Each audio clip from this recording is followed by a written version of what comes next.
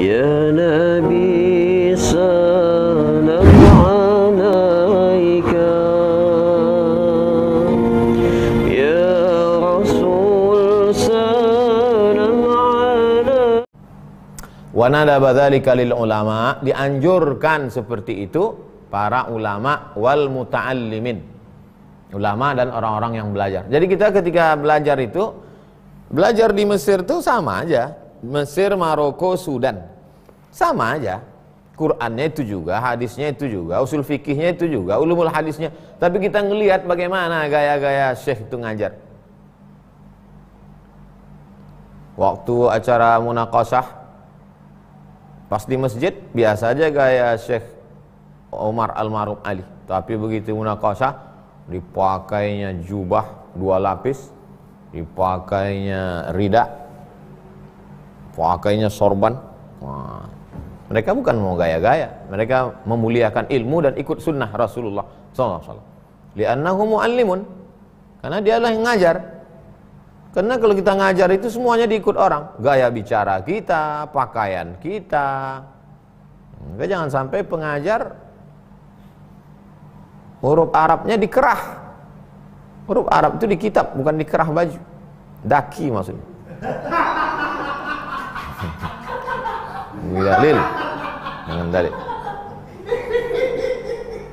Apalagi yang dari Fakultas Tarbiyah, FKIP, Fakultas Pendidikan, itu ada praktek mengajar. Ini mengajar, praktek ngajar jam 12 siang.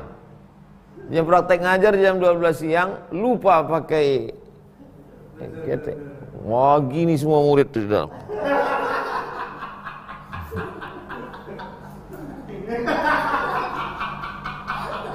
Loh, Jibril kan waktu itu jadi murid Pak Ustadz. Jibril kan posisinya pakai waktu itu rambutnya sangat hitam, bajunya sangat putih, orangnya rapi. Posisi dia kan waktu itu jadi murid. Yu'allimukum dinakum, dia sedang mengajarkan kamu agama kamu. Ini kata Nabi di ujung hadis, yu'allimukum dinakum, dia mengajarkan kamu agama kamu. Cuman caranya lewat pertanyaan. Jadi tidak selamanya pertanyaan yang datang ke saya jawab pertanyaan itu dari jamaah nanya. Ada juga model pertanyaan jamaah itu udah tahu, cuman dia mau ngasih tahu tetangganya. Dikirimnya pertanyaan, Ustadz, apa hukumnya kalau utang nggak bayar Ustadz? Dia mau, itu metode Jibril dia pakai. Wa muta'allimun bimaqalihi wa halihi. Satu sisi dia juga sebagai orang yang sedang belajar dengan Nabi Muhammad dengan ucapannya itu, mahwal Islam, mahwal iman, mahwal ihsan, wa halihi, kondisinya. Wa min sama, oleh sebab itu sama. Oleh sebab itu istahabba Umar radhiyallahu anhu al-bayat lil qari. Umar bin Khattab menganjurkan supaya qari pakai baju putih. Kita pun dulu sekolah SD, SMP, SMA pakai baju putih. Waktu kuliah baru macam-macam baju. Bahkan sekarang kuliah tak berbaju pula. Wastahabbahu ba'du a'immatina. Dianjurkan sebagian ulama kita untuk masuk masjid pakai baju putih. Wah, apa Ustadz? Ustadz ngomong pakai baju putih. Itu Habib Umar bin Hafiz pakai baju hitam. Yang di luar itu jubah luar, burdah. Ada jubah hitam di dalam. Jadi Habib itu kalau antum lihat, Habib itu ada pakai baju hijau, ada pakai baju merah, ada pakai baju biru, ada pakai abu-abu. Itu jubah luar.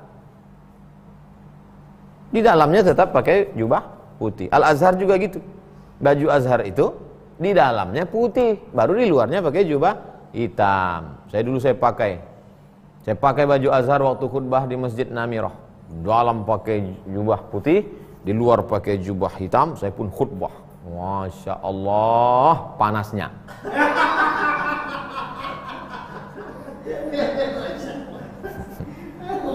Kalau di Arab memang enak.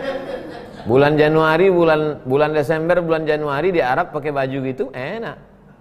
Itu lebih tenang. Makanya cocoknya yang pakai gitu kalau ngajarnya di Payakumbuh.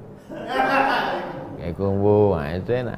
Jadi Pekanbaru pakai itu, habis tisu. Habis. Nah, kalau masuk masjid itu dianjurkan baju putih. Masuk masjid pakai baju putih. Ini masuk masjid pakai baju bergambar-gambar. Gambar caleg pula tuh. Aku katakan, kata Imam Ibn Hajar Al-Haytami, yang bagi nadabuhu li kulli ijtima'. Dianjurkan untuk pakai baju putih menghadiri setiap pertemuan. Apa saja. Ma'adal Aid, kecuali hari raya. Hari raya pakailah baju lain. Ustaz dulu perasaan pakai baju putih terus Ustaz. Ya, saya dari dulu baju putih. Dikomplain sama jamaah. Ustaz pakailah baju lain. Payah kami nyari videonya. Bajunya putih terus. Dah tahu jamaah kan apa alasan saya pakai baju putih terus? Sunnah. Idza kana indahu arfa' minhu li'annahu yauma zinah. Kalau dia punya baju yang lebih daripada itu, maka pada hari Id, Idul Fitri, Idul Adha dipakailah untuk memuliakan, untuk berhari raya. Wa azharin lin ni'mah, untuk menunjukkan nikmat Allah Subhanahu wa taala. Wa amma bi ni'mati rabbika fahaddits. Jadi kalau ada kawan kita pakai baju baru, pakai kain sarung baru, pakai peci baru, pakai mobil baru hari raya, itu sebetulnya dia adalah itu enaknya kalau ngaji. Ngerti dalilnya. Ente biasanya kemarin sholat tarawih witir pakai baju putih terus. Ini hari raya kok pakai baju-baju begini. Itu kan ada dalam kitab kemarin halaman 142. Nah, biasanya orang kalau untuk membenarkan perbuatannya dalilnya dia ingat. Wala ya'rifuhu minna ahadun. Tidak ada satu orang pun dari kami yang mengenali dia. Siapa itu dia? Yaitu yang rambutnya sangat hitam, bajunya sangat putih itu. Kami enggak kenal. Satu orang pun di antara kami enggak ada yang kenal sama dia. La yunafi annahu kana ya'tin nabiyya sallallahu alaihi wasallam fi surati dihiyatil kalbi. Kalimat ini tidak menafikan bahwa dia pernah datang menjumpai Nabi SAW bentuknya seperti Dihyah Al-Kalbi. Ada sahabat Nabi namanya Dihyah Al-Kalbi. Kata orang, bentuk Jibril waktu datang itu bentuknya seperti Dihyah Al-Kalbi radhiyallahu anhu. Li'anna dzalika ghaliban la daiman.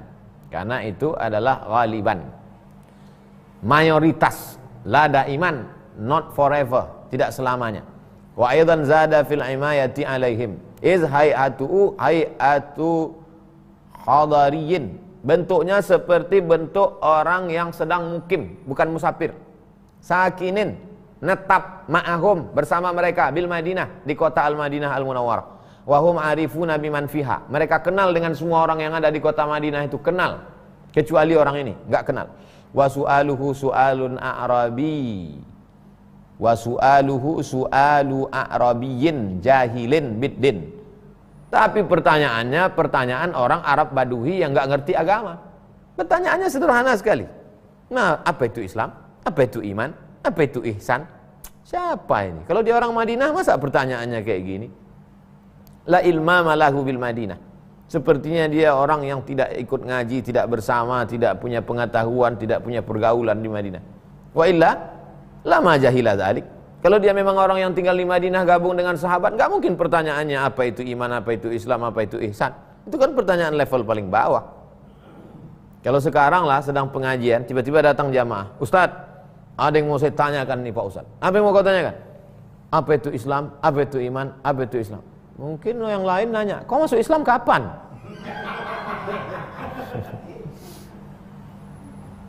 Wa hadza sharihun fi annahum ra'auhu. Ini menunjukkan secara jelas bahwa mereka melihatnya. Semua yang hadir di situ melihat dia secara nyata, jelas. Wa amma ma waqa'a inda Ahmad an ghairi Umar. Adapun hadis yang ada dalam kitab Musnad Ahmad bin Hambal diriwayatkan bukan dari Umar bin Khattab. Nasma'u raja'an Nabi. Kami mendengar wala naral ladzi yukallimuhu wala nasma' kalamahu. Kami mendengar tindak tanduk perbuatan Nabi, gerakan Nabi, tapi kami tidak melihat Nabi ngomong dengan siapa dan kami tidak mendengar ucapannya. Gimana kalau saya sama orang gini? Nah, sahabat di situ ada, loh apa ini? Nah, ada satu riwayat. Lalu kalau ada dua begini bagaimana? Hadisnya ada dalam Musnad Ahmad bin Hambal. Diriwayatkan dari Abu Amir Al-Asy'ari. fayarudduhu hadis Umar hazal asah. Hadis ini lebih sahih. Hadis ini lebih sahih, ini yang dipakai. Lihat, sebetulnya Imam Ibnu Hajar Al-Haytami sedang mengajarkan kita tentang ikhtilaful hadis. Semua ada di sini. Hebatnya Imam Ibnu Hajar, ikhtilaful hadis. Kalau ada dua hadis yang kontradiktif, apa yang kita lakukan? Yang pertama, al-jam'u, menggabungkan, kombinasi.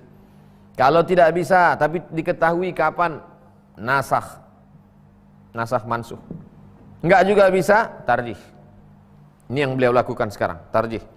Hadis yang ada dalam Musnad Ahmad yang mengatakan bahwa Nabi kedatangan tamu dan Nabi tidak kelihatan siapa yang bicara, tidak didengar suaranya, terbantahkan dengan hadis yang lebih sahih ini. Hadis selesai. Pembahasan selanjutnya, hatta jalasa ila. Dia duduk ke. Orang yang rambutnya sangat hitam, bajunya sangat putih yang datang tadi, duduk ke. Duduk kemana dia? Qad yushkalut ta'bir biha huna li'annaha lintihail ghayah. Kalimat jalasa ila ini problem. Duduk ke, mestinya duduk di. Jalasa fi. Kenapa duduk ke? Li'annaha lintihail ghayah. Karena tujuannya kan udah sampai, dia kan udah duduk di situ, udah bersama Nabi.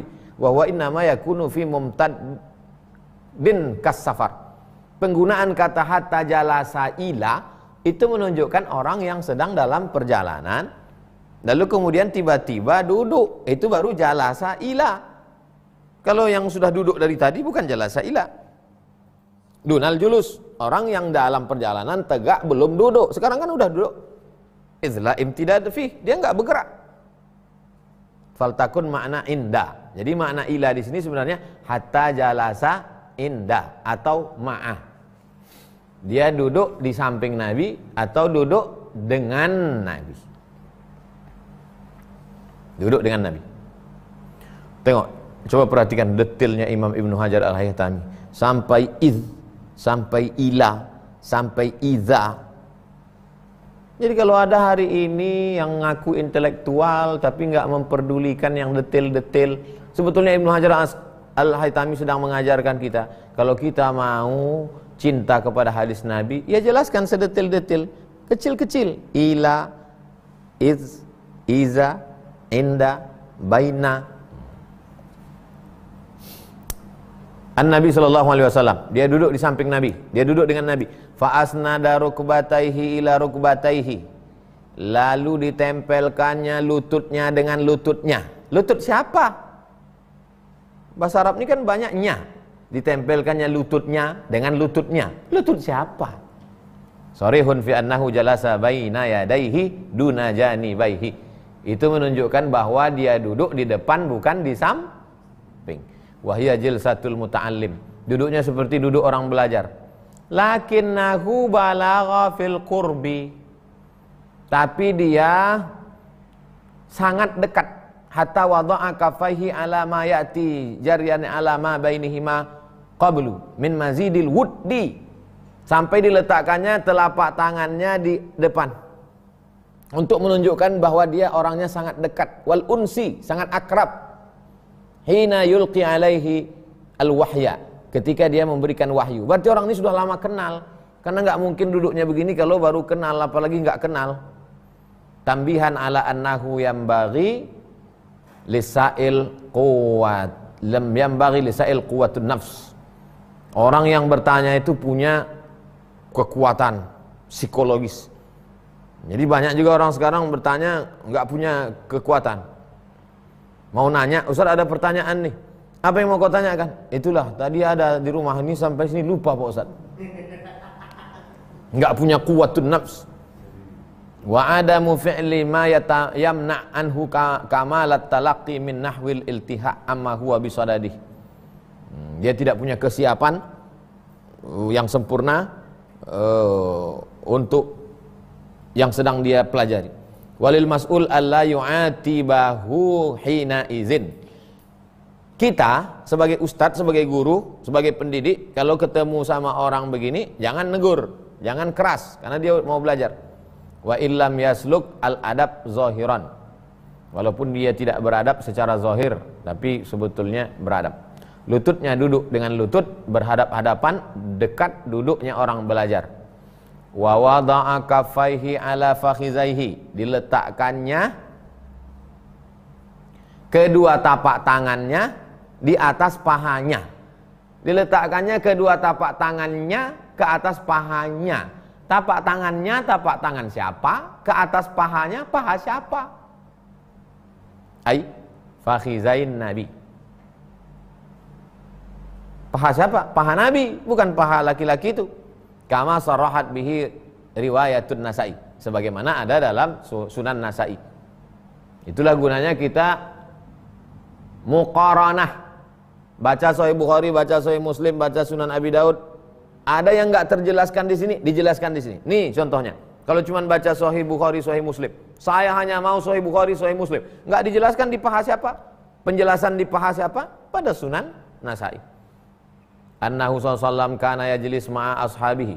Nabi SAW duduk bersama sahabat-sahabatnya. Fala ya'rifuhul gharib, tapi ada yang tidak dikenali dia orang asing. Fabuniyat lahu mastabatun min tin, lalu dibuatkan tempat tinggi dari tanah. Ada dibuatkan tempat tinggi dari tanah, mastabah namanya. Faja'ahu Jibril, datanglah Jibril wa huwa 'alaiha. Faqala, dia berkata, assalamualaikum ya Muhammad. Assalamualaikum ya Muhammad. Faradda alaihi salam, Nabi menjawab waalaikumsalam. Udnu ya Muhammad, mendekat ya Muhammad. Lalu kemudian dia mendekat. Famazala yaqul udnu, mendekatlah berkali-kali. Wa yaqul lahu hatta wada'a yadaihi ala rukbatain Nabi, sampai dia meletakkan tangannya di atas paha Nabi.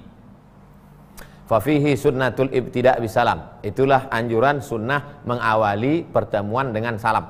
Kalau kita ketemu, assalamualaikum. Wa ta'mimul hadirin bihi summa takhsis, umum dulu. Ada orang ramai, assalamualaikum warahmatullahi wabarakatuh. Waalaikumsalam warahmatullah. Setelah itu baru takhsis, kepala suku, Bapak Kapsek, Bapak kepala ketua anggota dewan, Pak kepala dinas, kepala badan, kepala kantor, bupati, wali kota, gubernur, umum dulu, baru ngobrol. Jangan kita datang langsung aja ke assalamualaikum Pak, apa kabar? Terus yang ini kau pikir patung ini? Disapa dulu orang semua. Assalamualaikum, waalaikumsalam, baru ngobrol sama. Itu adab yang diajarkan oleh Jibril alaihissalam. Baik, saya praktikkan cemana jilsatul muta'allim. Duduk sini, Yasir.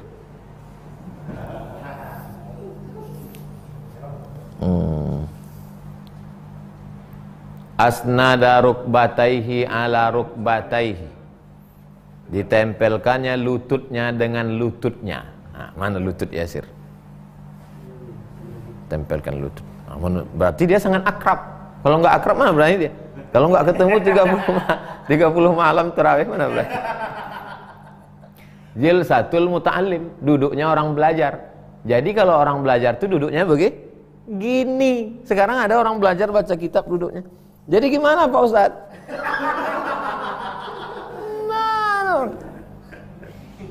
Dan Nabi pun waktu ngajar duduknya begini.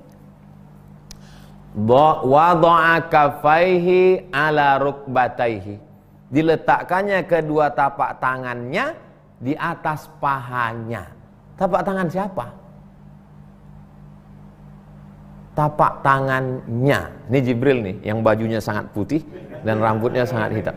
Diletakkannya kedua tapak tangannya di atas pahanya. Kalau pahanya paha Jibril, gini duduknya. Tapi kalau ke paha Nabi, berarti sangat dekat. Waktu itulah baru dia nanya, mahwal akhbirni anil Islam. Nah, tanyalah, akhbirni anil Islam. Udah jelas? Nah, begitulah. Jadi nanti yang ngajar arba'in dikasihnya contoh. Kok tahu engkau begini? Begitu dulu kami tengok Ustaz Abdul Somad. Sampai nanti hari kiamat. Antum yang mengajar ke murid antum, begitu juga. Antum mengajar ke murid antum, begitu juga. Murid antum mengajar ke muridnya sampai hari kiamat.